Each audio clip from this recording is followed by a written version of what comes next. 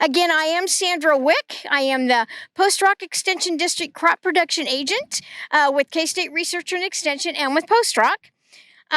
We really want to thank Kelsey Remus for allowing us to use this plot, and also to Russ Manns, because he is very instrumental in securing this plot for us. Also, the people who planted it when we were in at lunch, we recognize those people, so if they want to step forward, because without them, this plot wouldn't have been planted. So if you will step forward here, and let's see, where's Brian? He was a tractor driver, and then Neil. Did Neil come over from Salmon Rapids? I don't think he did. So those three, we want to thank them for planting the plot. It was planted on October 12th. Let's see, the planting rate was about 90 pounds per acre. We did not put a fungicide on it. This was wheat previously as well, so this is a second year wheat.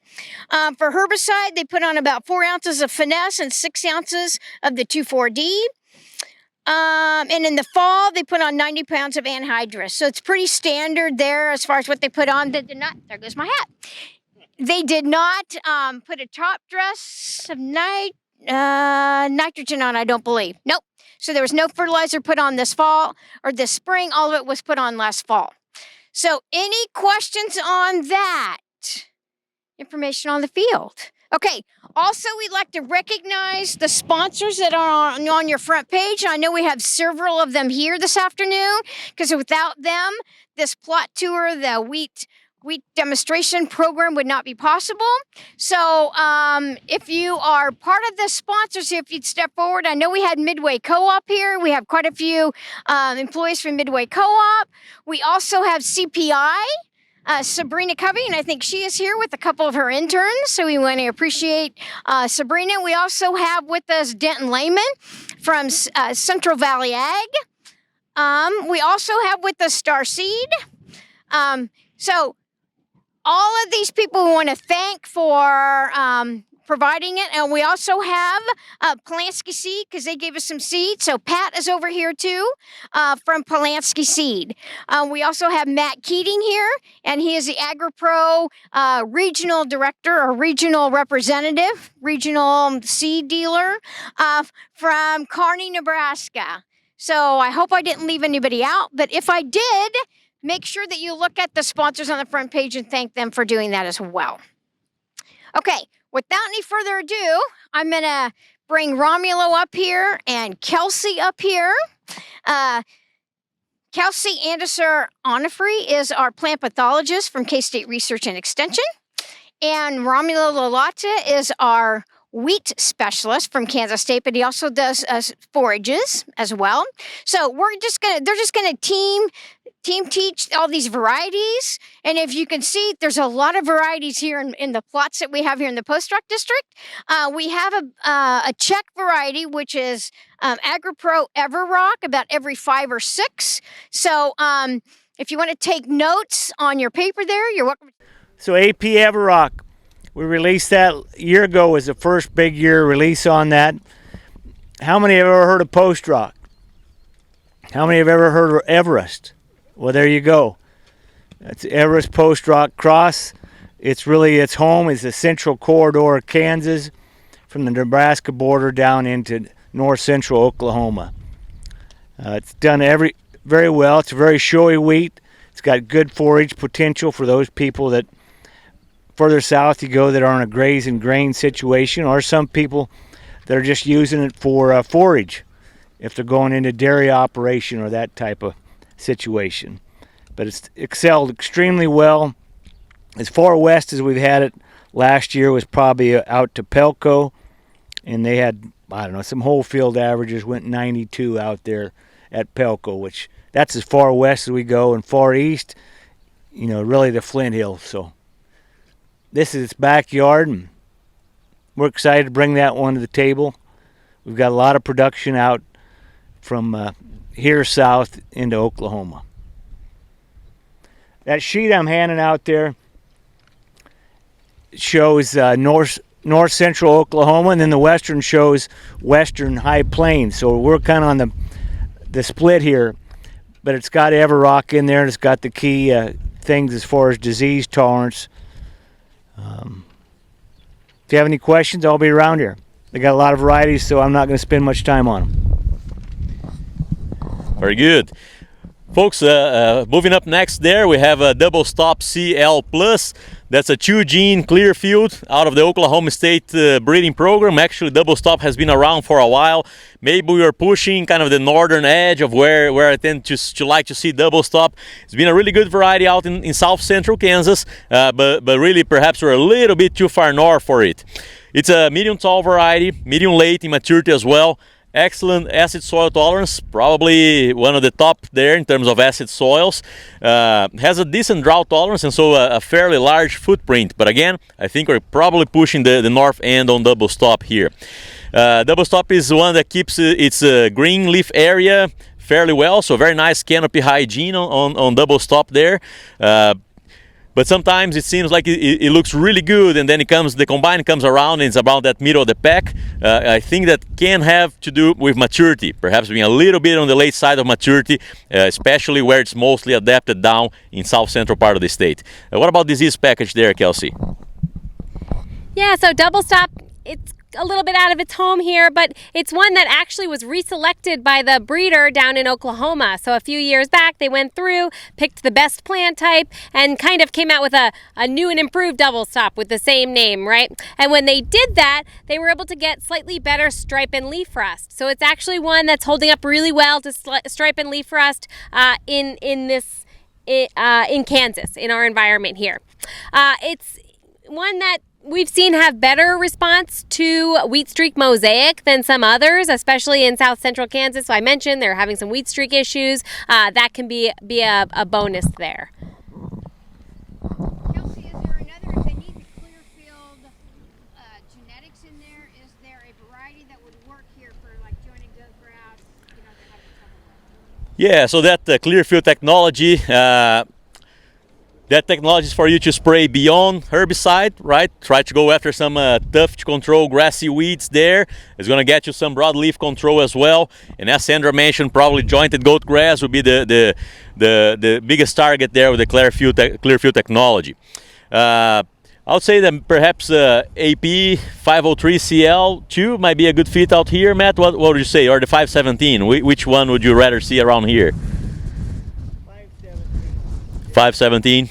Yeah, so maybe that one is one to take a look at as well, as far north as we are here. LCS Chrome. So folks, Chrome doesn't need any introduction, right? It's been around for a number of years now. In terms of some of the agronomic characteristics that we like there, really good standability, so very strong straw. It's a medium tall variety, good on acid soils. Chrome is also going to have a fairly decent drought tolerance, so it moves out west fairly well. A large footprint type of variety. Now, when you look at the yield record on Chrome, last few years here, 3 years in a row in north central Kansas in K-State trials, it's right there at the average. So average of 10 trials in the last 3 years, 68 bushels per acre, which is right there on average, meaning it's still competitive with most of the materials out there, but perhaps not showing up towards the top as frequently. Kelsey, what about disease packaging Chrome? Yeah, so wheat streak mosaic would be a watch out, and it's one that if you watch the ratings that we put out has actually been downgraded for its stripe rust rating here in the last couple of years. Why is that? Well, the variety didn't change, right? But the races of stripe rust that we have in Kansas actually have. And you'll see that happen occasionally, right? So that, unfortunately, is something we're dealing with. So in 2000, right, my predecessors tell me if you saw stripe rust, it would be like kind of a novelty. You'd say, like, come see it because you won't see it again. Well, that didn't last, right? So then we moved into 2011. We had some varieties that were working well, and then we had a race change, right? So new stripe rust comes in from Asia, maybe Europe, and kind of messes up some of our variety resistance, right? And since then, we've had a couple shifts as well. One that happened was probably around that 2018 time period, right? So just something to keep in mind and a reason to check our K-State variety rating guide, because we do challenge these varieties every year with some of the most common or new stripe rust races that we've collected here in Kansas. WB 4269, that's whenever we look at the numbering system of the West bred varieties, First number there, number 4, gives you the wheat type, right? So hard red winter wheat. All varieties in Kansas should start with a 4 unless you're testing some spring wheat varieties out there. Second number gives you maturity. So this would be an early maturing variety, going from 1 to 9, 9 being a late maturing variety, right? So this tells you early maturing variety. Third number should give you the year of release in more recent varieties, right? And so if this is a 0, it would actually mean a 2020 release, for example. Last number here is just an ID for that variety. It doesn't really give you any information out there.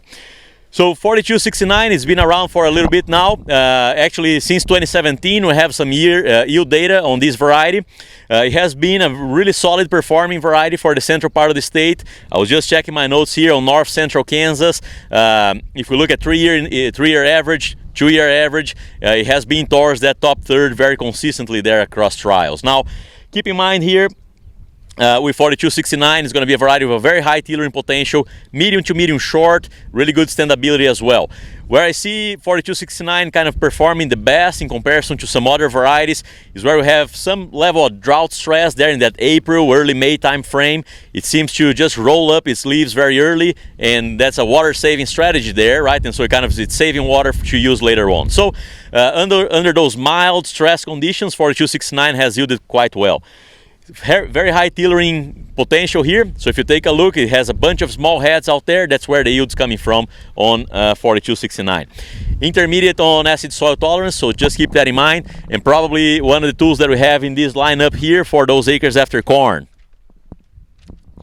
Yeah, so Romulo mentioned after corn, and that's because 4269 has a pretty good package for scab, right? So none of our varieties here are perfect for scab, even in this region, right? The best we're going to do is intermediate. That best we have is probably Everest, right? So still we see the best scab control in those high-risk areas is pairing our resistance with a fungicide like Miravis Ace or Prozara, one of our good scab fungicides, right? But WB 4269 has a good scab package, also holding up pretty well for leaf and stripe rust. Not perfect, but it's going to be one that maybe if you are saving that fungicide for later and putting it on at flowering for scab, you'd be able to get away with that with 4269.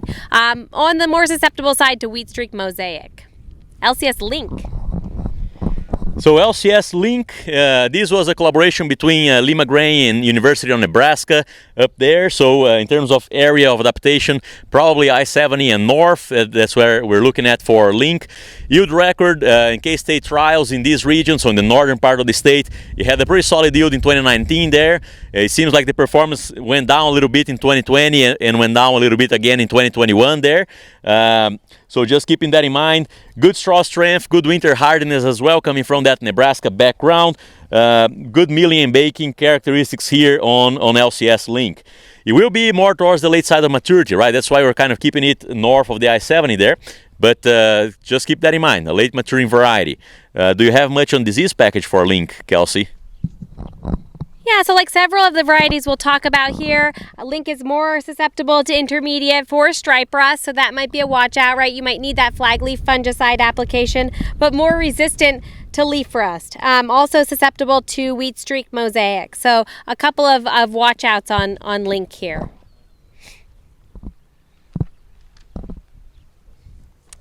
Monument.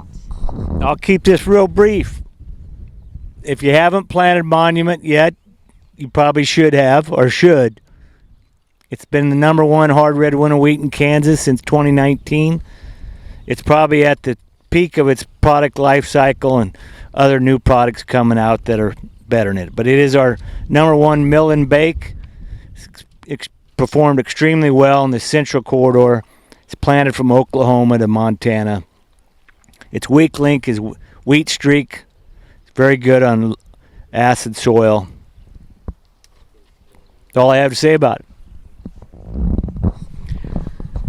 Very well, folks. WB 4699. So 4699, again, going through that numbering system, is a medium late maturing variety released back in 2019. The year that this variety was released, it was actually a beam buster there. It was actually very high yielding ability. with that high yielding ability, we have a very low milling and baking or protein at least there, right? So keep that in mind. It's going to be a higher yielding variety with a low protein content out there. On 46.99 here, it's going to be a short variety with a very good standability. Usually is one that if you're really trying to push for high yields, it should have the yield potential and the standability to stay up there.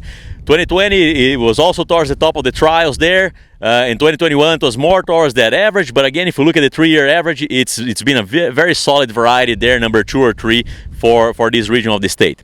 Keep in mind, it's going to be a certified seed only, meaning you need to buy seed every year from $46.99 here. One watch out for it would be acid soils. It will be more on the susceptible side to acid soil. So if you have those fields getting to the low 5s, I'll probably gear you towards something else there. But otherwise, I really like this variety. In this region, perhaps, under irrigation, if you're shooting for some very high yields, it could be one to have on the short list. Another tool in the toolbox for scab, right, Kelsey? Yeah, so this is another one that West Spread is marketing as a good tool for scab, right? So a good tool on those acres after corn where we have fusarium in the system. One slight susceptibility might be stripe rust, right? So we might, to get that kind of bin buster potential, right, we might need to apply that flagleaf fungicide in a year where we do have bad stripe rust, but it is good on leaf rust. So that's kind of a positive there. You might not need that protection through the late season. Okay, folks, we're going to skip the check because we already talked about it. And if you want to move out here, we're going to talk about KS Ahearn now.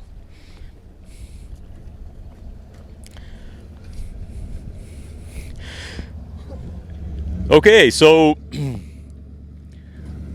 one thing that just wanted to call your attention to, from here forward, every variety that is going to be released from K-State is going to have this KS up front.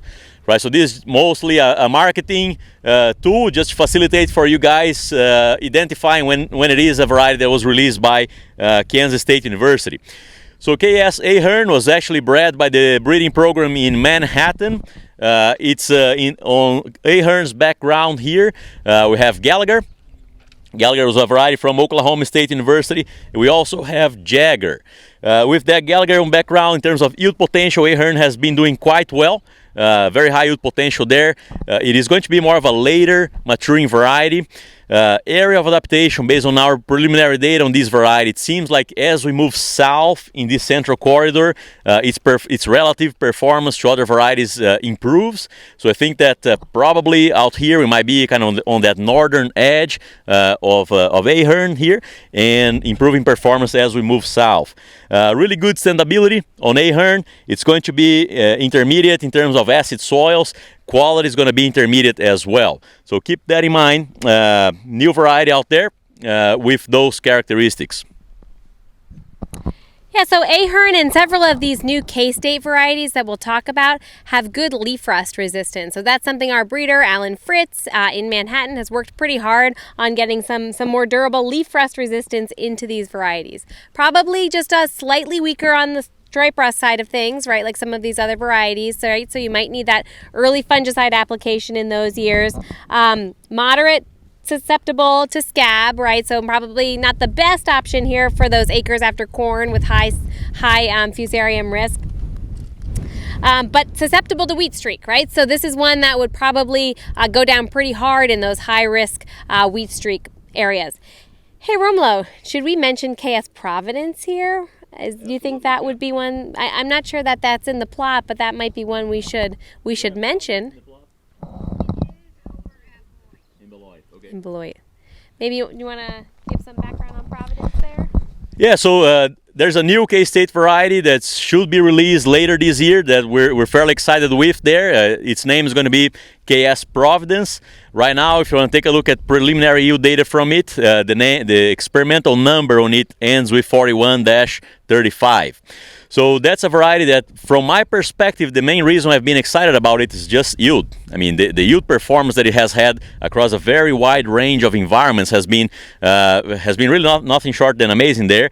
In very different environments, from kind of tougher, lower yielding environments, it's got 1B1R gene that gives it a slightly greater root mass, and so we think that it's going to expand very well into western Kansas around Hayes or that region, so it should have a fairly broad area of adaptability with a decent drought tolerance out there, decent acid soil tolerance as well. Probably not going to get any premium for qualities from that one, but it will at least based on some performance that we have seen up to last year, really good on yield there. Whenever we're comparing to some of the existing varieties out here in some of the trials, comparing to Zenda, for example, you might be beating it fairly consistently, 6 to 8 bushels per acre there. With some of more newer genetics there, maybe an advantage of 3-4 bushels per acre, and so it's been very solid.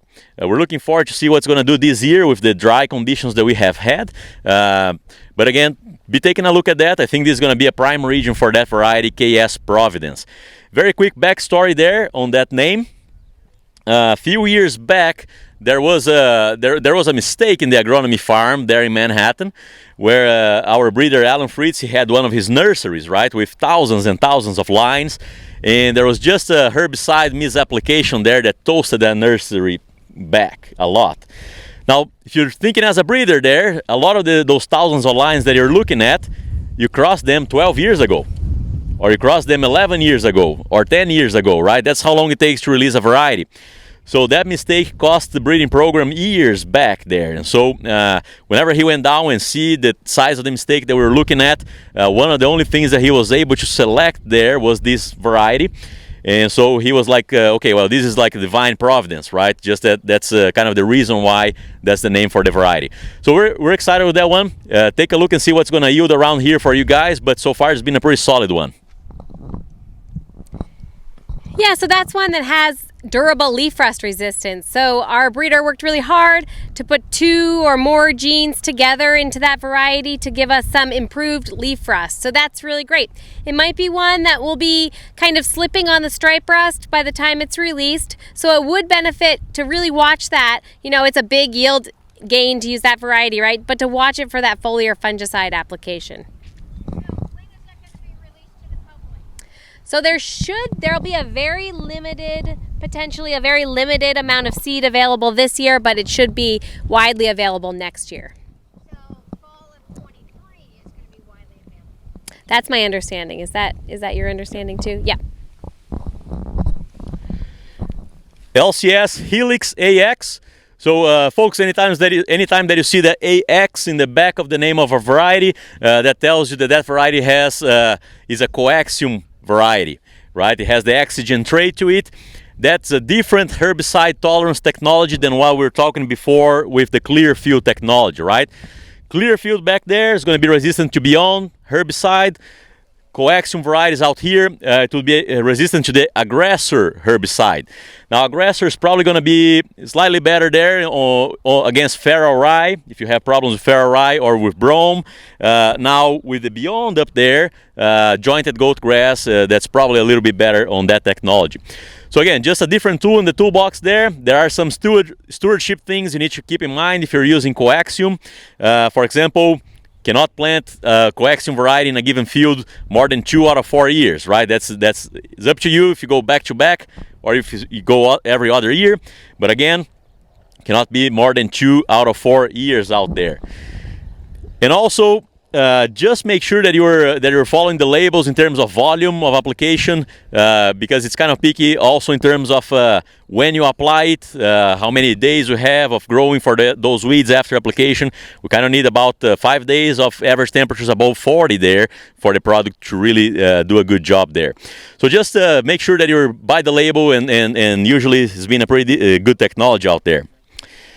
Helix AX, out of the Lima grain varieties there for this coaxium, Helix is one that is a medium early maturing variety. It's one that Lima grain was putting out as among the ones that they have in the lineup now, perhaps the highest top end yield of those varieties. I was a little bit concerned with some lodging potential there on Helix here. In terms of yield, we only have 1 year of data, but last year it was in the top third of the central part of the state here, central, north central. So decent performance on Helix there.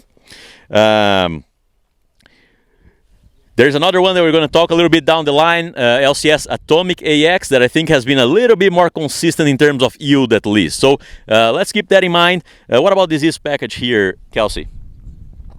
Yeah, so Helix is on that intermediate to slightly more susceptible to stripe rust side of things, right? So it might need that fungicide, but good for leaf rust there. These three, we'll talk about a few of these LCS varieties, the coaxium varieties, that will all be around the same reaction to wheat streak mosaic, right? So they'll all be kind of that moderately susceptible. Won't be the worst, but don't have much there. So don't apply the aggressor herbicide to your Clearfield wheat, right? We have gotten some calls about that where there have been some mix-ups, applied the Beyond to the coaxium and the aggressor to the Clearfield, and that's a really bad day. So, you know, that sounds silly, but that's just a friendly reminder here. And we will get calls every now and then about that happening, unfortunately. Oh, want to talk about Bob Dole? Bob Dole is a variety we licensed from K-State. It's performed very well in the central corridor of Kansas down to north central Oklahoma. Probably the only weak link that I've seen on it is on wheat streak, which typically in the central corridor you don't see that. But it's got good mill and bake. It's got excellent biomass production. Been a great variety. Been a great variety for the central corridor. Wouldn't push it much further west than where we're at, and it's not planted up in Nebraska. This next one here is Bigfoot, and this is the new release, which it'll be broadly available this fall as certified seed.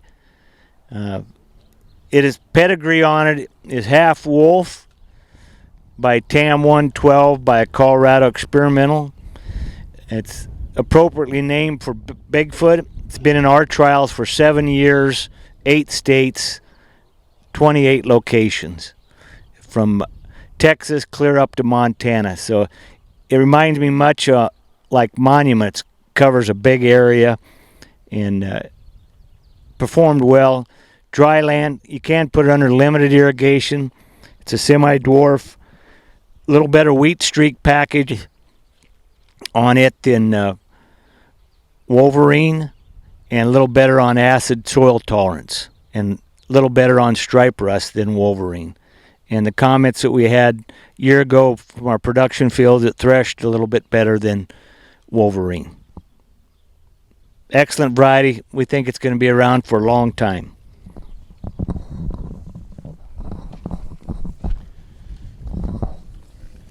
Coming up next here, folks, we have AgSeco variety AG Radical. So Radical is actually the first year that we're being able to take a look at it here at K-State Plots. A lot of the information that we try to bring to you is information that we're actually collecting from these plots on the years past, right? So whenever we come across something new for us here, we kind of go out of what the companies are putting out and we try to fine-tune that with our observations on the go there. So on AG Radical now, so we don't have yield data on it through K-State yet. Good standability, kind of towards the long side of coleoptile, medium and high protein there. Medium height as well. Maturity similar to what we have in SY Monument. Again, that's what we're getting from AgSeco there, and we're learning more as we see it every time. Yeah, again, this isn't one we've seen a lot of. It might be kind of that intermediate susceptible to scab. Probably has good leaf rust, but intermediate for stripe rust. That might be a watch out there in some years. But again, we don't have a lot of data. Hopefully we'll have a little more for you next season. What did you say the background on that was? I don't have information on that. Yep, I'm not sure what's the background there. Sorry about that. WB4401.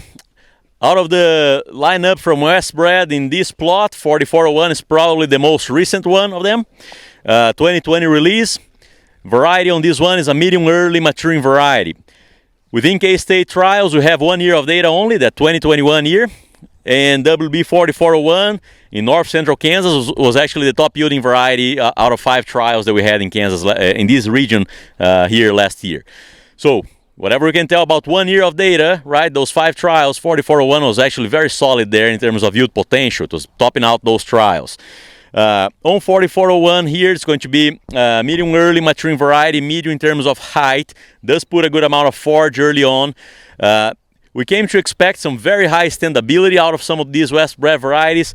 4401 is going to be above average in terms of standability, but it's not going to be as good as what we had in 4269, for example, that we just talked about just early on now. One watch out here in 4401 that we're looking forward to see what we can learn from it this year is drought stress. So it's kind of like they're placing this variety very much in the kind of like east central part of the state there, perhaps because of some more susceptibility to drought. So let's see what's going to yield this year, if it's going to hold its performance as it has done really well last year there. Yeah, so this is another one that West Bend is pinning, so it's certified seed only, but they're marketing it as having some improved disease package, right? So we like to see improved disease packages. So it's one of these options that we have out of West Bred that's good on scab, right? Not as great as Everest. That's the best we've got in the region, right? But pretty close, right? So probably on par with Zenda. So an option on those acres after corn. Also intermediate for stripe rust and a little bit better on leaf rust, right? So there are some nice things there. I think it would be a weakness on wheat streak mosaic, so that would just be a watch out. If you know you've got that field next to Volunteer, this wouldn't be the right variety.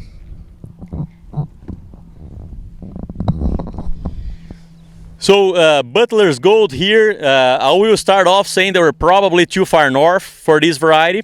It is coming out of the Oklahoma State breeding program. I will just make a quick comment here because I think it's an interesting variety in terms of they released this variety specific in mind for late planted cases, right? So if you're getting into, there in Oklahoma, if they're getting into November, mid-November, something along those lines, that's where they're actually recommending this variety. So it's actually written there, do not plant this variety before the last week of October, right? The reason for that, it's a variety that has a very short vernalization requirement. Vernalization requirement is the number of hours of cold temperature that it needs to start developing that tiny head, right?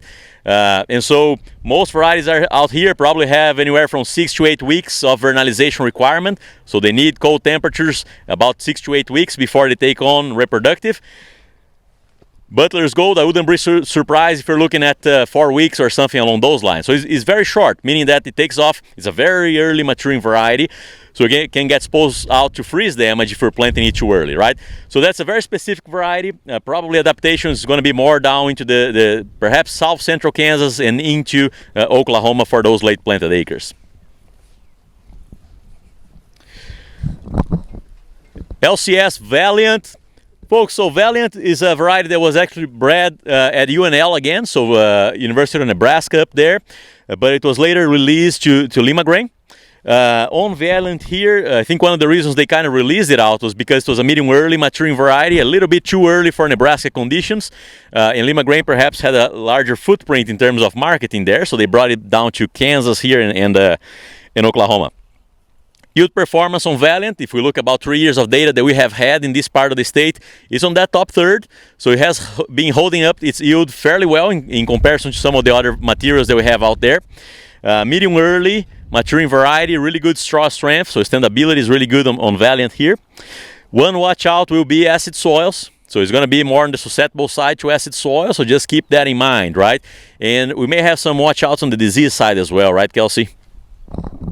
Yeah, so on the more susceptible side to the leaf and the stripe rust, so that would be something to watch. Also to the tan spotting, leaf spot septoria, those diseases we see start in the lower canopy when we have high residue, right? So that would just be a watch out and kind of on that moderately susceptible side for scab, right? So some disease watch outs there, might need a fungicide.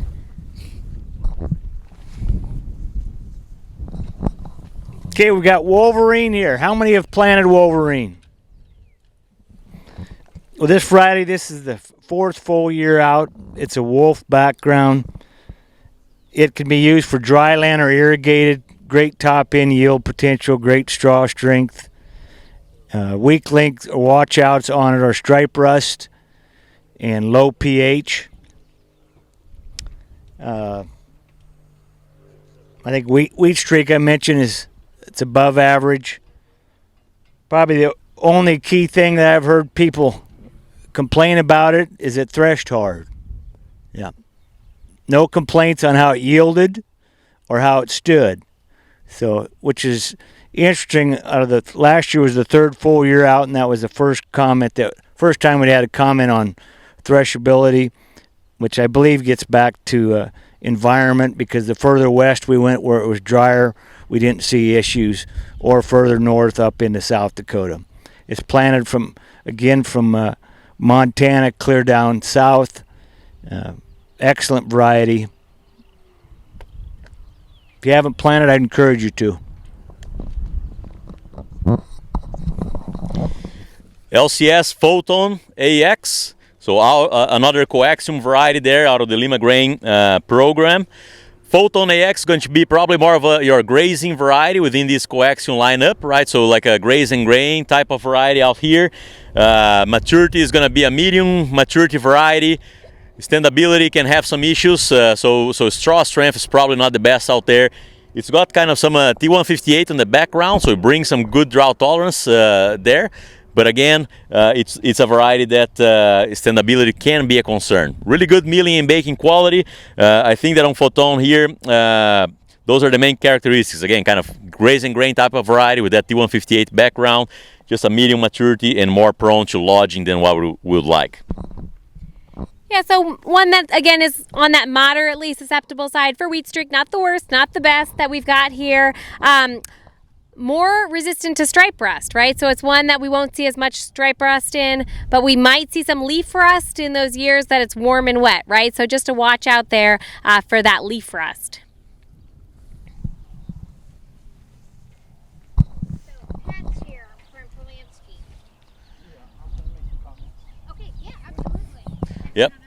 Yep, very well. I guess Pat wants me to talk a little bit before here, and then we'll give him the chance to make some comments on Rockstar there. So we have a few varieties here out of that Polansky lineup, licensed through Polansky Seed there in Republic County.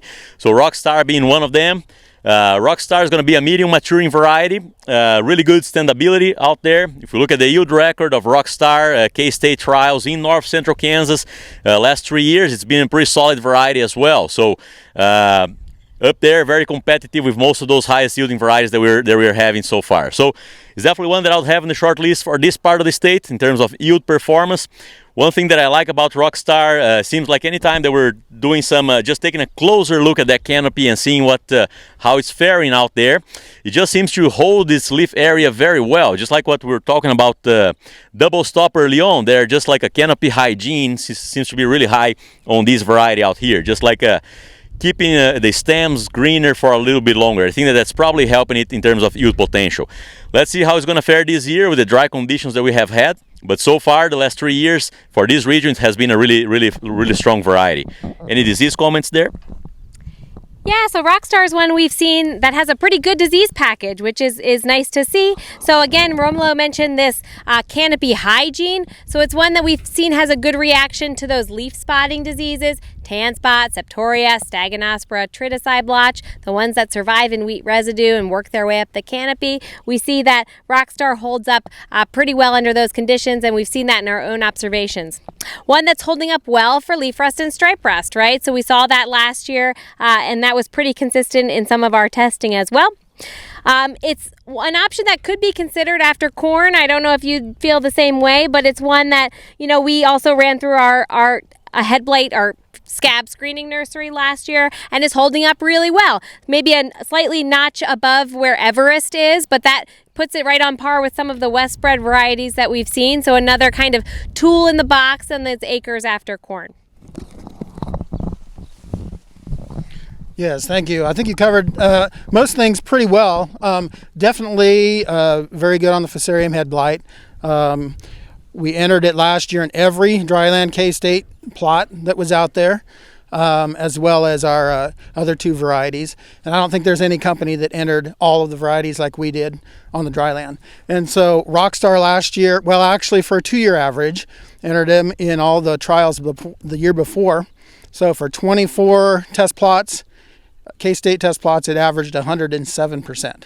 So it has had very good yield results. It travels east very well with the Fusarium head blight, and it has traveled west well in 2021. We have it in the state trials again, clear out west, so we will see some drought tolerance ratings on it. But it has done excellent, and bookings on it are well ahead of schedule. So speak for some if you want some. Thanks, Pat.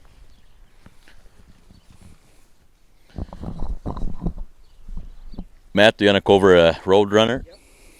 I'll keep it very brief. Roadrunner should really be focused here west. It's not that it can't be planted here east, but the main reason is its weak link is on Fusarium head blight. But you go west, we call this variety thrives in harsh environments, and that just sums it up. When you go from here to the Front Range of Colorado and from Delhart up to Sidney, Nebraska is where its home is. Heck of a variety, excellent mill and bake.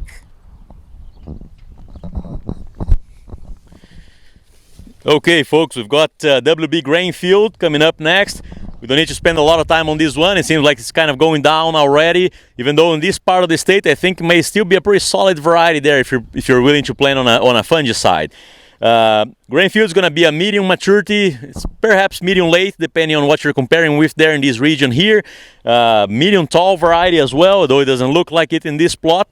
Has a decent amount of drought tolerance, which actually lets it move out west fairly well. And it also has a decent low soil pH tolerance. Not the best out here by any means, but it handles fairly low pH levels, and so kind of moves out east as well. So for this region, I have liked Grainfield quite a bit. It's one that if we looked a few years back, it used to be towards the top of the trial consistently. More recent years, it's kind of fell down a little bit in comparison to other varieties. Kelsey, maybe because of some disease susceptibilities there?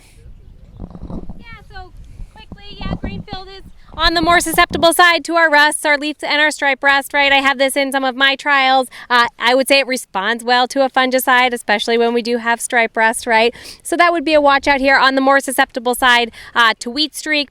Not an option on after corn because of that Fusarium head blight, because of that scab. Folks, LCS Julep coming up next.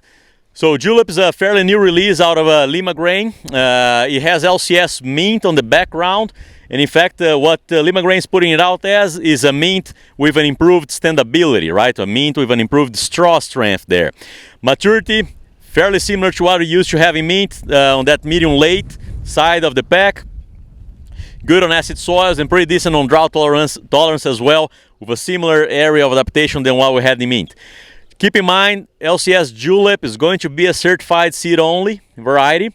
We only have 1 year of data of Julep in K-State trials. It was kind of more towards below average there, so let's see what's going to do this year, right? So 2021 wasn't necessarily a really good year for Julep in our trials. Let's see how it's going to fare with the drought that we have been having this year now. Yeah, so I would say originally I think Lima Grain hoped this would be a variety kind of like mint, but with better stripe rust. Unfortunately, by the time it was released, it's looking a little weaker on stripe rust, right? So that would be a watch out. Intermediate to leaf rust, susceptible to scab, that wouldn't be an option there. Anecdotally, holding up well in some of our really heavy wheat streak situations in the eastern part of the state, eastern central part of the state. We don't have any really good data to support that, but I just thought I'd mention some of our recent observations.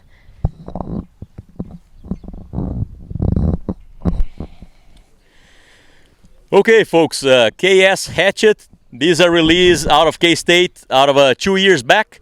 On Hatchett here, we have a really high tillering ability. If you guys remember the variety Duster back in the day, so Hatchett has Duster in the background and it brings that very high tillering ability.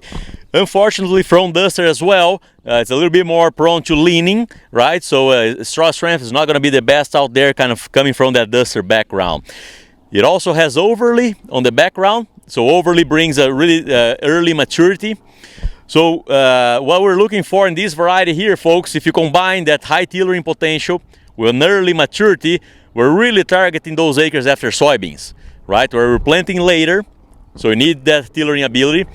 And because you're planting later as well, we need something that you can harvest early, so it's not there for longer than actually you want it to, right? So that's the main calling card here on Hatchett for those acres after soybeans, one that we're looking forward to. Yeah, so interestingly, Hatchett was named after a well-known Hessian fly researcher from K-State, an entomologist back in the 80s. So it does have Hessian fly resistance, which is something that several of our K-State varieties don't. So that's just some interesting feature of Hatchett. It's one that is very resistant to leaf rust, right? So it has good, durable leaf rust resistance, although I would watch out on the stripe rust. So that would be one that, you know, again, you would want to put on maybe that flag leaf fungicide application for stripe rust. It does not have fusarium head blight, doesn't have scab, right? So it wouldn't be on those acres where we do have fusarium in the system there after corn.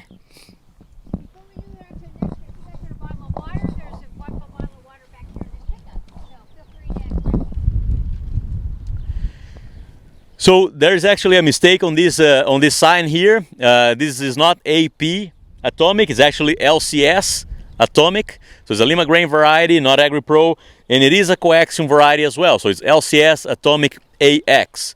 It's a variety with early maturity. So out of those coaxium varieties, probably one of the ones with the earliest maturity. In terms of yield record, we only have 1 year of data from K-State, but in a number of environments where it was tested, it was doing really well. It was actually both in central Kansas and moving out to western Kansas. Yield performance on LCS Atomic AX was actually pretty solid there last year. Let's see how it handles the drought this year. But according to Lima Grain, should have a pretty good drought tolerance to low soil pH as well. A little bit on the later, a little bit less on the tillering potential, so probably I wouldn't plant this one extremely late there. So just keep that in mind. Milling and baking are going to be below average as well. It is correct on their list. Okay. It does say LCS AX. Okay. Yeah, so LCS Atomic has a very similar disease package to Photon, so that, you know, shouldn't be a differentiator there when choosing these varieties. It's on the more resistant side to leaf rust, but a little, to stripe rust, sorry. I've been saying this too many times. So it's on, let me roll back. So it's on the more resistant side to stripe rust, but on the more susceptible side to leaf rust, right? On the moderately susceptible side for wheat streak mosaic. So not the best, but not the worst there. You know, interesting about both of these varieties, they're both susceptible to stem rust, right? We don't get a lot of stem rust in this part of the world, right? Because we have a lot of varieties that are very resistant. But it's just a watch out, keep in the back of your mind, if we have increased acreage, it might be something we start to see.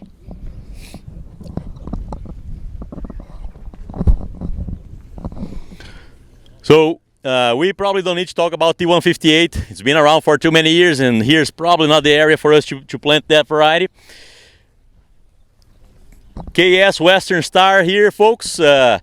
This is a fairly new release, again, out of the K-State breeding program. Now, this one is coming out of the Western breeding program out in Hayes. KS Western Star is going to be a medium maturity variety. Every now and then can act like a medium late out there. On KS Western Star here, it was named after Western Star Milling in Salina. So it brings a really good milling and baking properties here. It also has bird on the background, so it has a fairly good level of drought tolerance there. Looking at yield record on KS Western Star in K-State trials, it seems like in the northwest part of the state, it has been shining, so really good yield record there from here and west. But it is a variety that moves into central Kansas as well. So it's got some properties there that allows it to move to central Kansas fairly well. So Kelsey, perhaps you want to talk a little bit about that as well? Yeah, so this is one that does have soil-borne mosaic, right? So for our varieties out east, we really need that soil-borne mosaic resistance. And so most of our western varieties don't have that, but this one does. So it kind of can push things east. I don't think I can compete with this truck. Sorry, everyone.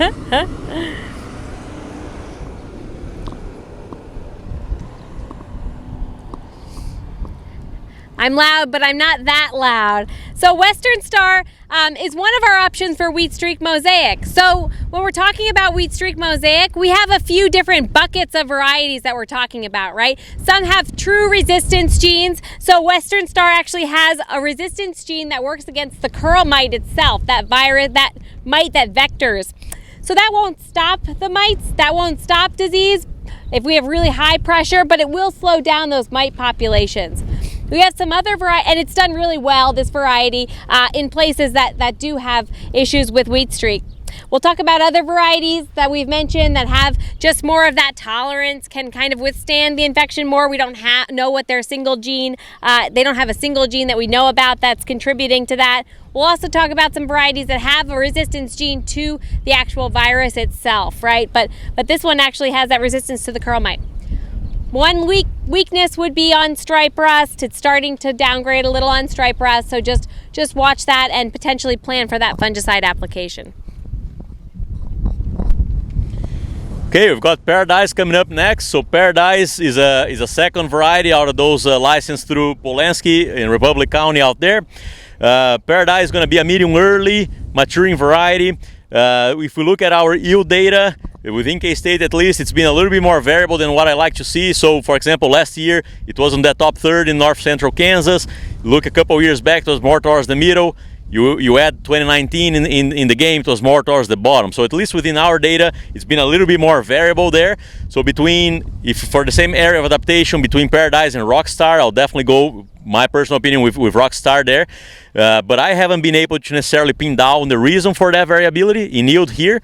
I have the feeling that it tends to do quite well in harsher environments, and perhaps in more higher yielding environments, maybe we don't see its performance out there.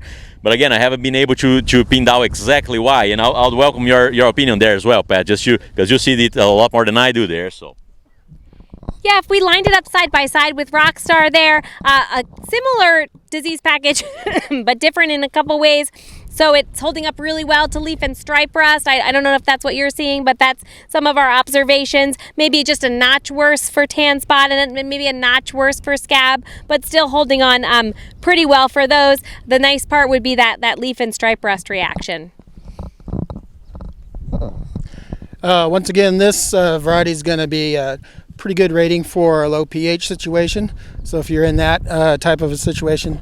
Also, both Rockstar and Paradise have pretty good forage capabilities. They were both in the top 25% of the K-State forage trials to first hollow stem a year or two ago.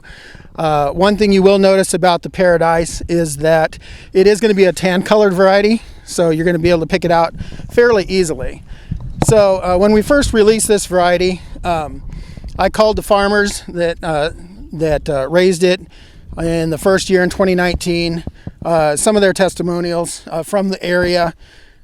Mitchell County, 107 acres, 92.5 bushel per acre. Mitchell County, 80 acres, 87 bushel per acre. Jewell County, 76 bushel per acre. Cloud County, 84.8 bushel per acre. Wish I had more. Marshall County, 70 bushel per acre on 100 acres. It was better than my 1863 by 5 bushel per acre, and also my Zenda. Jewell County farmer, 275 acres. It was in the upper 80s, lower 90s with a protein of 12.6. So in 2019, we had a tremendous yield from the farmer results. It is a very good mill and bake variety. In 2020, it is an earlier variety, and it seemed like we had that super cold temperature in April, what they call a 100-year freeze, happens once every 100 years, and it seemed like Paradise was starting to come out of dormancy then, and it did ding it quite a bit. It was strictly average in the 2020 plots.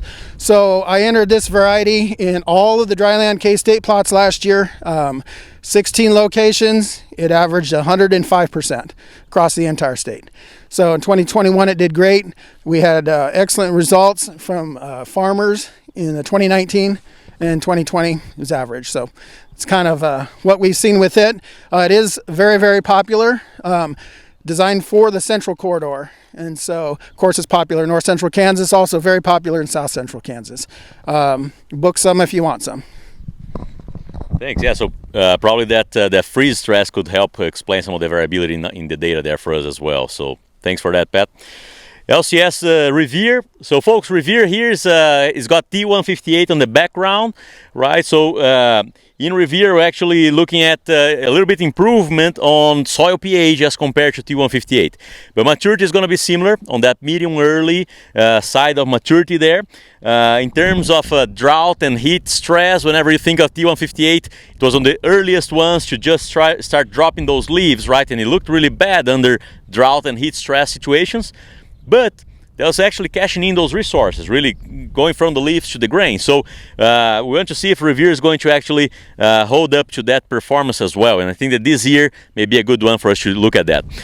In terms of yield data, even though Revere has been around for a while now, we only have 1 year of data for K-State trials. Last year it was slightly above average for this part of the state there. So it's one that I'm looking forward to see what's going to do this next year again in terms of yield performance for you guys here. It is a certified seed-only variety, so you need to buy seed every year.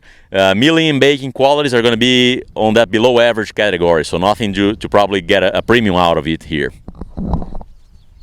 Yeah, so again, this is one we're just getting some observations in on. We just got some on last year. So stripe rust, it's on the more resistant side, so that's a good thing. A little weaker on leaf rust, so a little susceptible on leaf rust. That would be one watch out. It's not the worst for wheat streak mosaic, so that's a weird thing to say, but it is. It's kind of on that moderate susceptible, but not going to be the worst thing if it's in that high risk acre. Scab, it's moderately susceptible, right? So I wouldn't, it could go after corn from some of the limited data we have, but probably wouldn't be as good as something like a Zenda or an Everest. WB 4595. So this variety here is going to be a medium maturity variety out of West Bred for the western third. Right, so this is a variety that is really not going to move well into central Kansas. So we're looking at the western third of the state for this one here. Really good drought tolerance to handle some of those conditions out west. But it doesn't have much on acid soils, and I believe it also doesn't have soil-borne, right, Kelsey? And so it doesn't really move into central Kansas very well there. Yield records, it has in the western part of the state for WB 4595, it was average with the varieties in the northwest and a little bit below average in the southwest for that 2019 through 2021 time frame. So yield there about that average of the pack for the western part of the state, right? I think that within the West Bred, we still have 4792 down the road that maybe is providing a little bit better yield performance out west there. Again, keep this variety out in the west part of the state as it's not adapted to eastern Kansas. Yeah, so this is one of the West Breds that we're talking about that actually is not as strong on scab, so it's on the moderately susceptible side, just as a note there. It's one that's intermediate for wheat streak, right? So not perfect, but might be better in those situations where that might be at high risk, right? And it looked good in some of our leaf rust and stripe rust screening nurseries, so that's good. So it held up well for leaf rust in a screening nursery in Texas in 2021, and it was intermediate in some of our stripe rust reactions. So, just some mixed disease package there.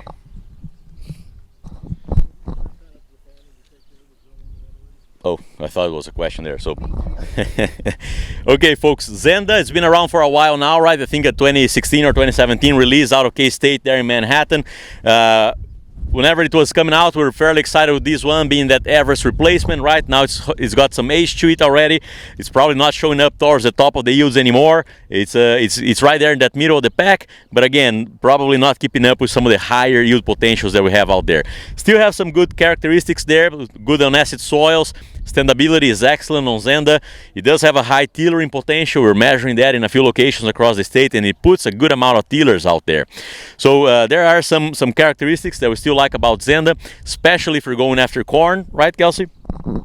Yeah, so Zenda, similar to Everest, has a very good or intermediate to to resistant reaction to scab, right? So Everest might be the best, Zenda's just a little bit worse, but very similar in terms of those scab acres. Still one of the best options that we have in the region. Originally, it was a little better than Everest, so Everest is pretty susceptible to stripe rust, right? Originally, Zenda was a little bit better, but that stripe rust has slipped here over the past few years, so that would be a watch out, but still holding on well for leaf rust here. Yes. All right. High Country is the third release out of Polansky Seed in the recent releases here. And this is a variety that is a medium maturing variety.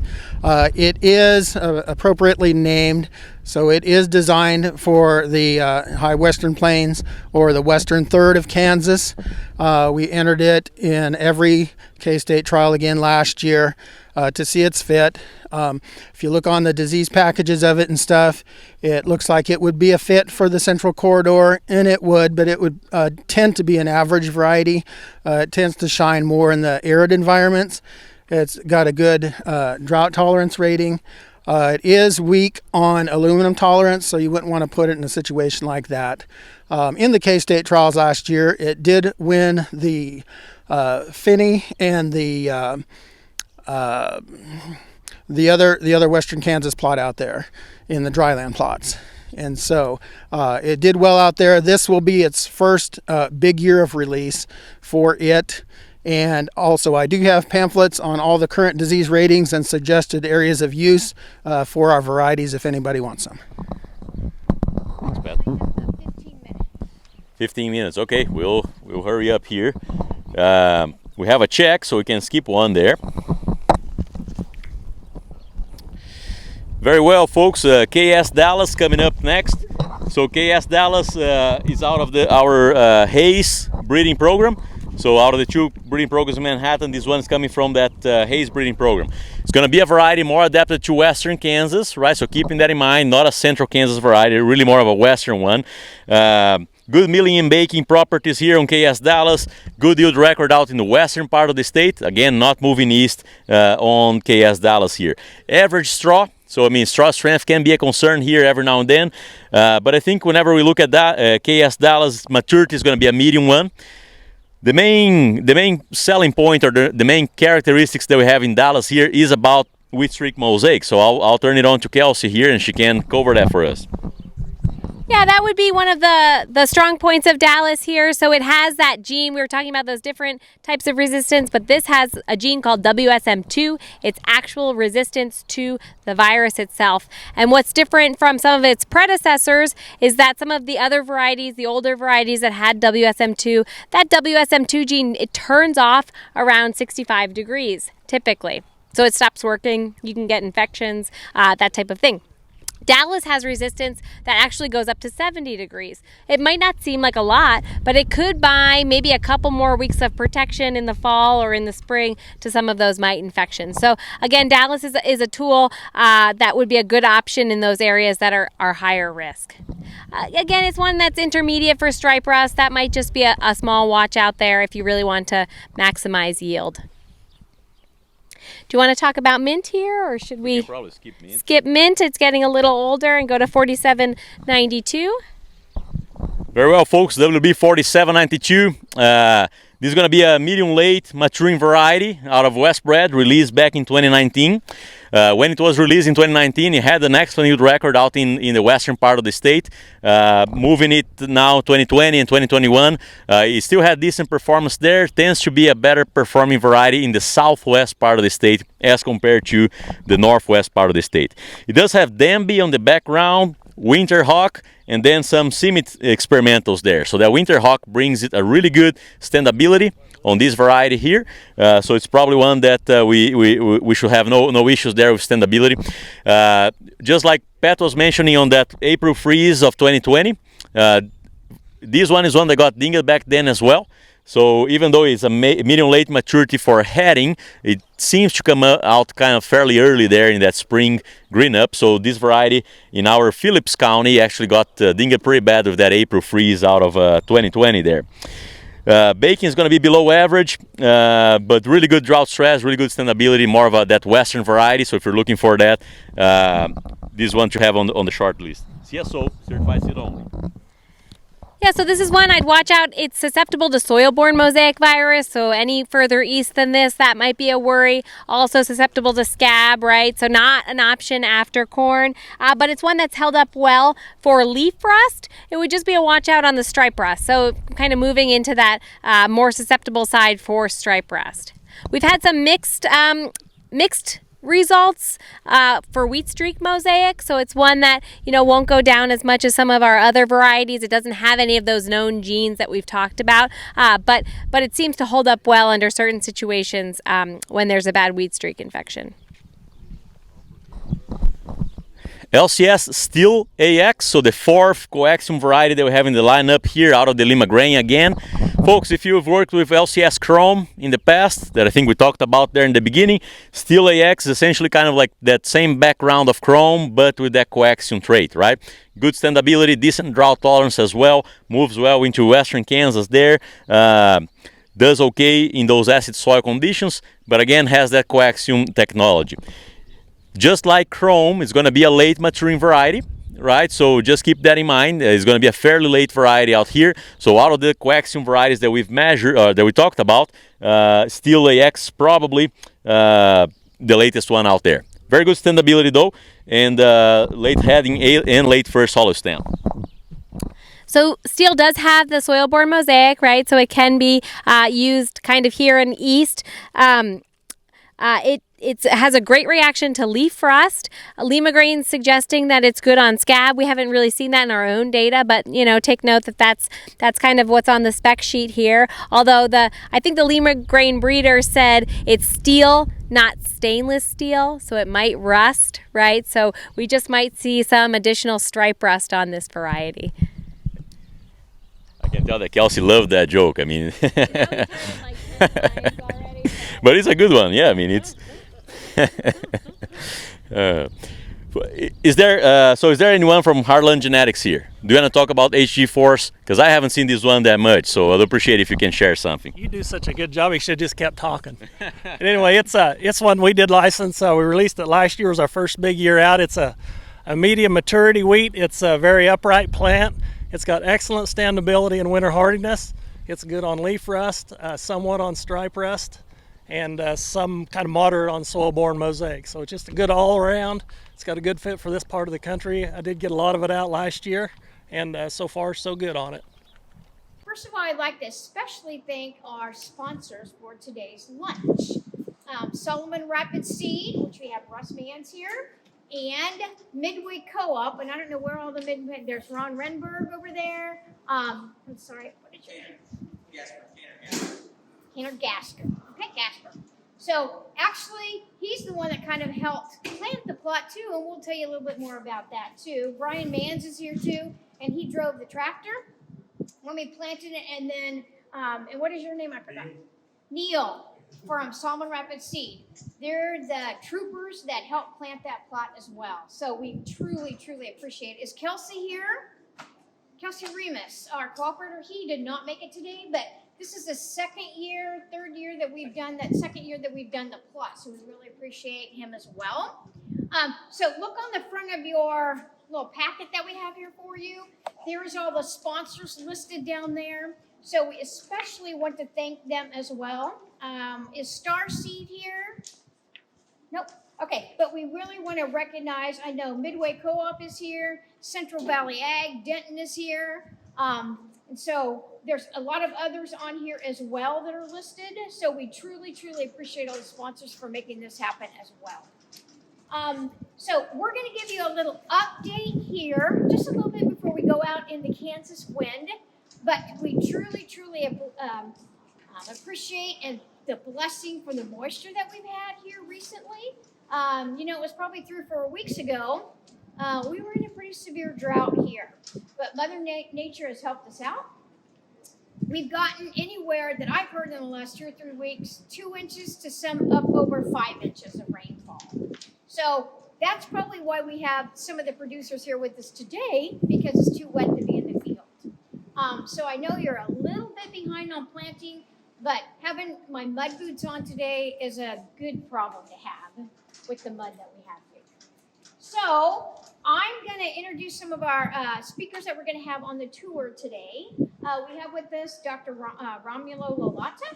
He is our wheat specialist and forage specialist from out of Manhattan, but of course he covers the entire state. We also have with us here Dr. Kelsey Andersen Onofre, and she is our plant pathologist from K-State too, but of course she covers the entire state as well. We also have one of Romulo's master students, graduate students, and he's going to give a little report here too shortly on his project that he's working on. So if we could have Romulo come up here and give a little overview of the season and kind of what you're seeing before we go out to the plot. Awesome. Yeah, thanks, Sandra. Hi, folks. Good to be here with you today. I guess just before we jump in the varieties out there in the plot, just a brief update what we're seeing around the state and what's the wheat looking like and what it has been through, right? And as you guys probably know better than anyone, number one concern in the state this year has been drought, right? Even though, well, I would say drought, and number two, heat, drought and heat. And today it doesn't feel like that, right? Because we're all wearing mud boots and it's kind of cold as well.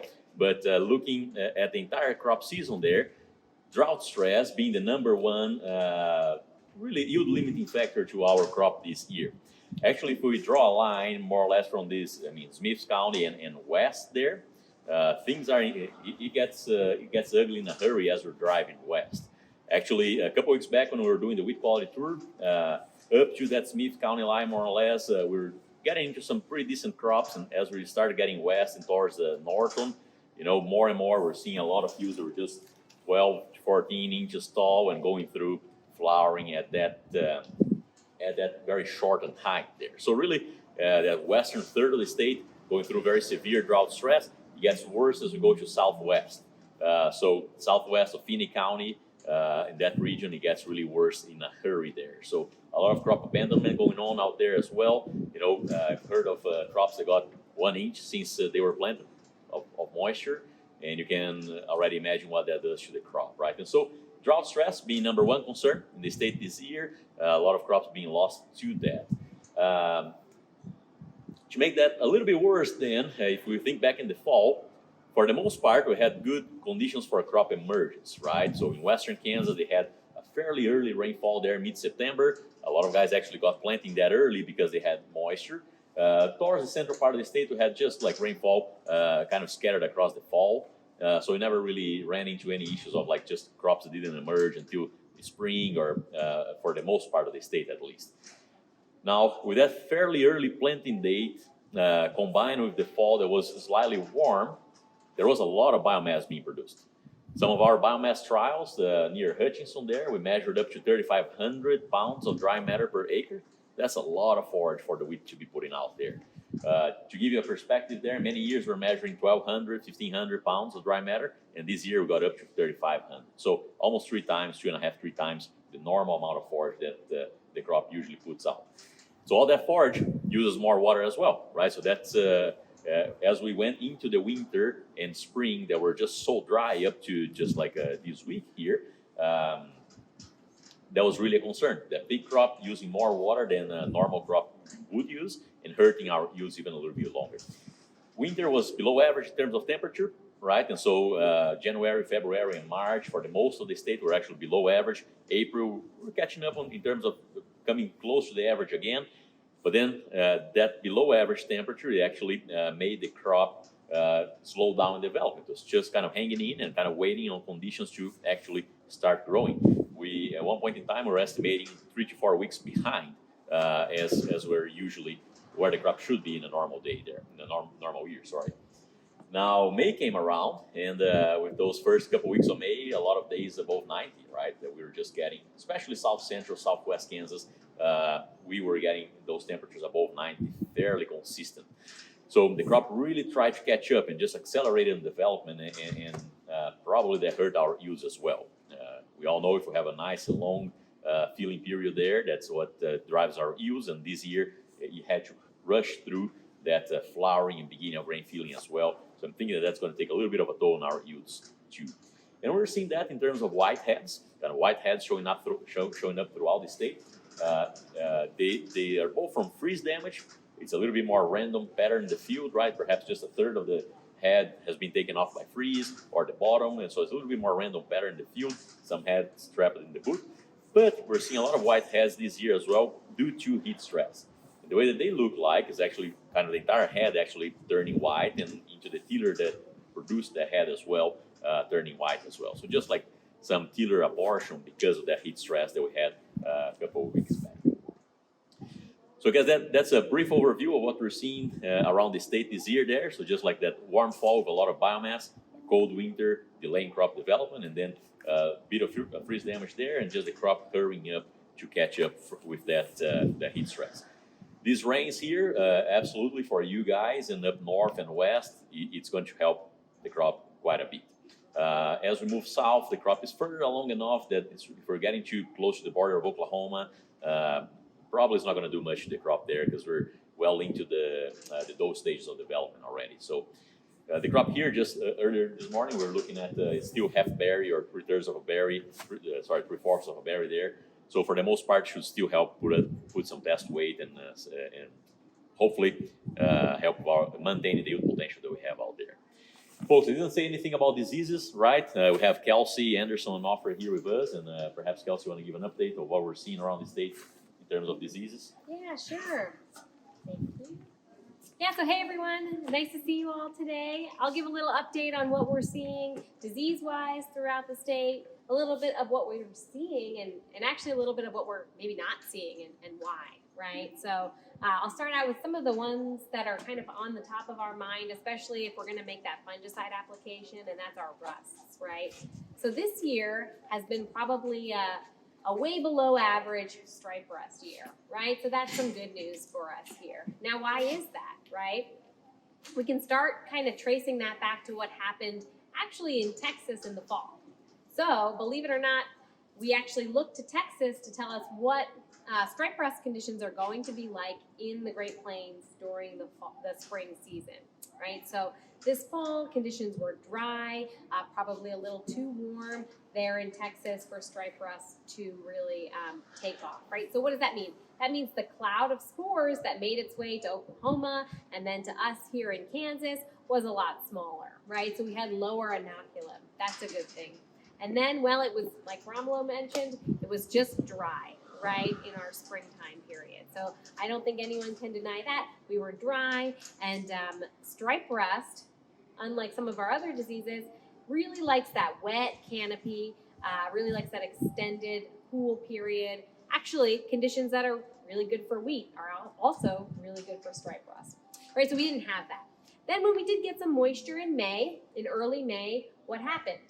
The temperature really turned on, right? So actually, when nighttime temperatures are above 75 degrees and those daytime temperatures at that time, they were well into the 90s, that's when stripe rust really shuts down. So even if we did have some infections kind of cooking there, that really shut down that potential. We are just getting now a few reports in kind of southwest Kansas. There is some stripe rust there, but it's just at very trace levels. We don't think that could be a yield limiting factor. Leaf rust is one that, unlike stripe rust likes that cool wet weather. Leaf rust likes warm wet weather, right? So we're starting to see some leaf rust here and there in south central Kansas, but we just don't think it's gonna be enough to really make an impact. What are we seeing? Well, unfortunately, we're seeing a good amount of wheat streak mosaic virus throughout the state. Kind of the odd thing is that we're seeing it in south central Kansas. There's been a really bad outbreak this year, and actually last year as well, in the central corridor of Kansas. So I was saying, you know, it's a little interesting for us. Usually we hear about wheat streak out west, and we hear about things like scab out east. Well, this year we're hearing about a lot of questions about scab out west because they had a bad outbreak last year. We're hearing a lot of wheat streak questions out east, right? So as a pathologist, I'm like a little bit turned around. But, you know, there's a couple reasons for that. We didn't have a lot of control of our volunteer. Maybe we had some volunteer hidden in double crop situations. Really in that eastern part of the state, that was not good for us. We'll talk more when we're out at the varieties about some options for wheat streak mosaic. As a reminder, it's vectored by those tiny curl mites. They survive in that volunteer if it's there. Within that 2-week window prior to planting, we have that risk of moving over, right? Those little mites, they only survive 10 days. So if we can kill volunteer within that really 2-week period prior to planting, we can do a lot of good to prevent wheat streak mosaic and kind of kill that host for girl mites. You know, we're coming into some moisture at our flowering period in some parts of the state, so scab is just a little bit of a concern. I think we're a little late here, so we're kind of past that flowering window, so we're safe. But in some of our acres after corn in parts of the state, we are a little worried just coming into these next couple weeks about scab. But most of the state is kind of out of the woods when it comes to fusarium head blight for scab. So that's all I've got here. Hopefully I didn't take too long. If you have any questions about what Romulo or I just mentioned, feel free to ask. I think also maybe we're going to have Nicolas give some remarks here. Okay. I will also mention, we talked about the drought and things. Even though we have had this moisture, 2 to 5 inches, we are not out of the woods yet. If you're familiar with the Kansas State Weather Data Library, it's called the Mesonet Library. Have any of you guys ever used that? Yes, no? Okay. There is a part of that map that tells you the historical precipitation amounts. If you look at, in the Post Rock District, we're fortunate to have 3 weather stations. One of the weather stations is just right over here across the road. And for Osborne County, I don't know if you guys knew that. We also have one in Jewell County and we have one in Mitchell County. Jewell and Mitchell County are still 11 inches behind for the year. And Osborne County is a little over 7 inches behind for the year. So we're still not out of the woods. You can adjust that map to go, in 140 days, what is it? I put in, this is for 365 days. So we're behind that much for the year.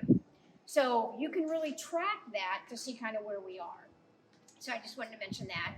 Also back on the table is our 2nd edition. Pay no attention to the person on the front of the cover here. It was just my turn to be on the cover. So you are welcome to pick up a book. It kind of highlights some of our different programming areas for extension, not just agriculture, but it has youth development, horticulture, family consumer sciences, resource family management. So lots of different areas that it covers. We do this about twice a year for this. So please feel free to take one. So we'll have a couple more minutes here and then we'll head out to the field. We would like Nicolas to come up here. He is one of Romulo's graduate students and he's going to tell a little bit about his project that he's working on in wheat. All right. Well, thank you and good afternoon, everyone. My name is Nicolas. I'm a 2nd-year master's student under the guidance of Romulo, working with nitrogen economy. Particularly here today, I'm here to talk about late season nitrogen application on our wheat crops.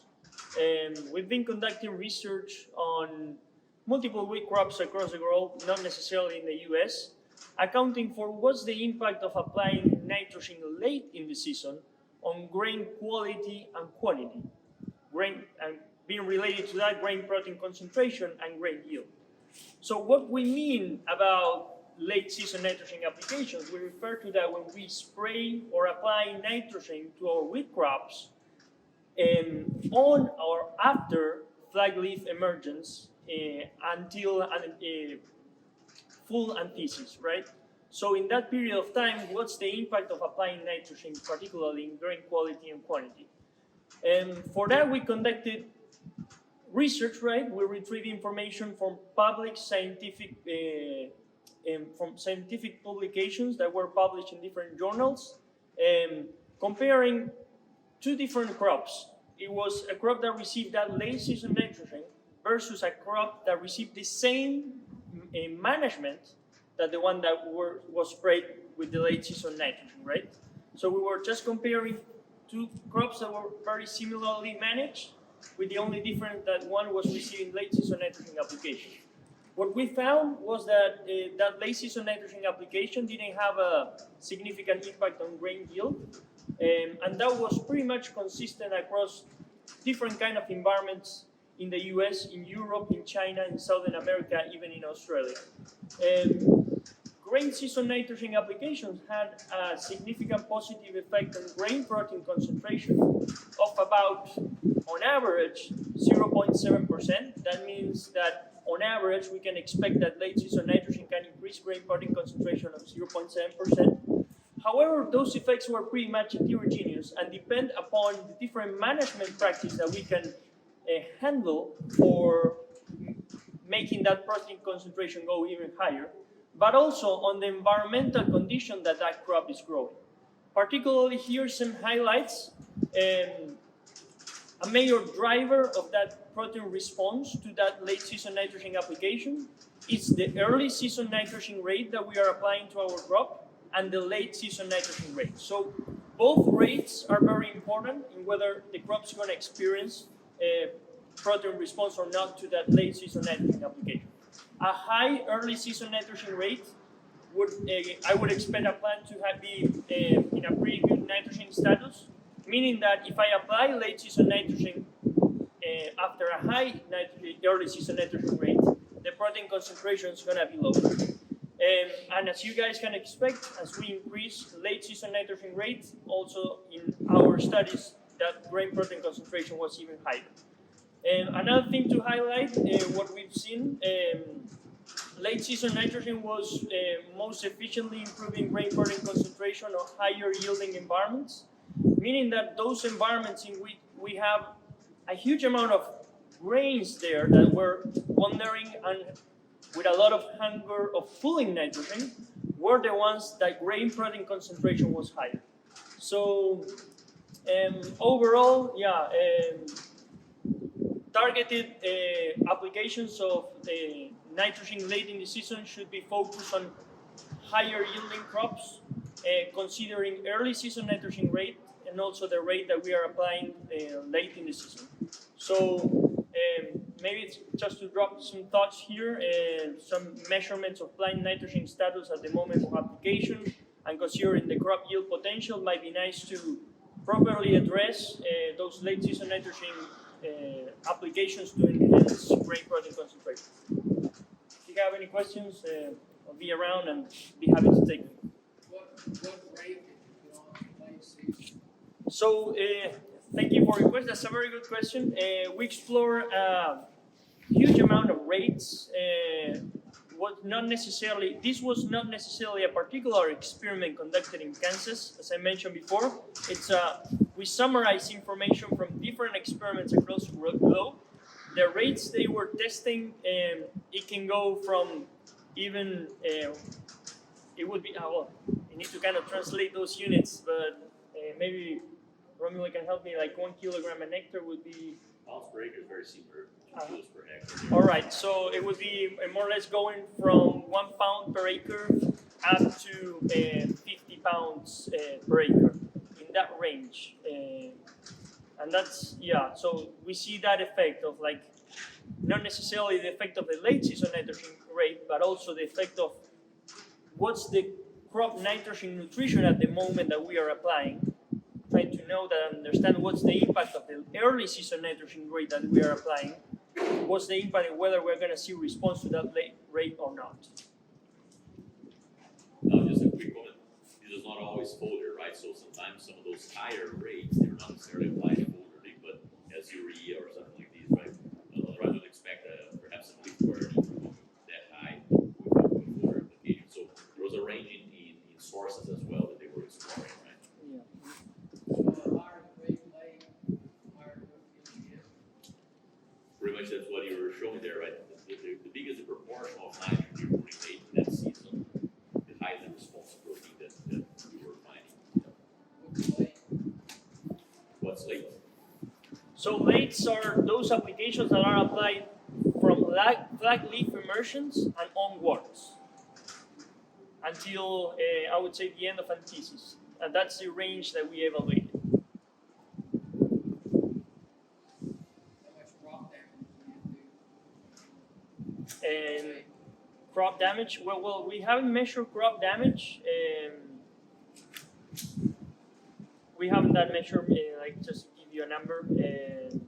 But I think it would be something that would be very dependent on the rate and particularly on the source of application, and also on like what's going to be like the weather conditions that the crop's going to explore right after the moment of application. Yeah, that's right on. With some of the data that we collected from strain the plots and so on. We were testing from 0 to about 25 foliarly applied using two different products there, UAN or Ahearn, I think it was. Essentially, if you're going over about 12 or so, we're getting into some potential for leaf burn. So that's more or less the threshold that we had. But Nicolas is right on in terms of hot and dry conditions. If conditions are kind of hot and dry, I wouldn't apply at those conditions.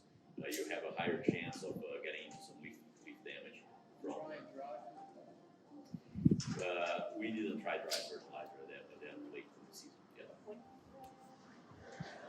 Yeah. So yeah, well, in our trials we have different type of sources. The one that most consistently improved grain protein concentration were the foliar sources.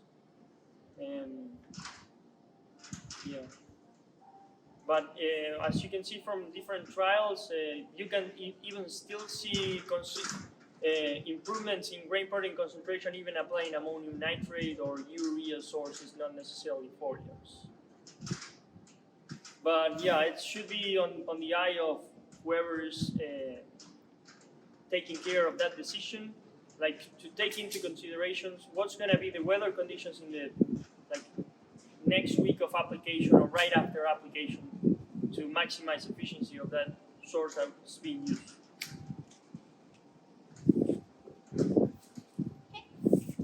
Thanks, Nicolas. I also will tell you, this was very unintentional, but the plot in Jewel County had a late season foliar application of nitrogen. You're going to ask me, why did that happen? Because the co-op missed that field where the test plot was to put on a top dress in February, March. And the producer didn't realize it until I kind of checked with them to see what was applied. And so it did not get applied. So a foliar application of nitrogen was applied the 1st of May. And I think it would have already had the flag leaf out. So that will be a true test. And maybe what Nicolas's project is in Jewel County, very unintentional, but it's a test. So it'll be interesting to see when we harvest that compared to the other fields maybe in that area that did not have a foliar application linked. Liquid. And it did burn it. And you can see some of the edges there. More on the front where it was thinner. It burned it more, of course, because the other had more canopy. So I don't know. It just didn't burn it as much on back, unless it's grown out of it by now. But yes, it did burn it. And I don't know what its application rate was of that. I don't know how many pounds they put on.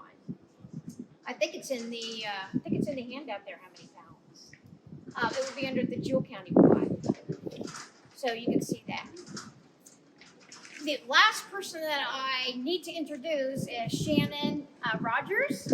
She is our Post-Rock Extension District Communications Manager. So she is the one that is filming us today, and the magazine that I just shared you about, she is one of the editors of that, along with Shelley Garlow, our Smith County office professional as well. So we'd like to thank Shannon for coming along. She's going to travel along with us. She was there at Smith County this morning. She's going to go on to Mitchell County as well. We also have with us Matt Keating. He is one of the regional Syngenta or AgriPro representatives here too. So am I missing anybody? I know the important people, we've already recognized the one that planted the plot here, and I think there was 3 gentlemen that helped do that as well.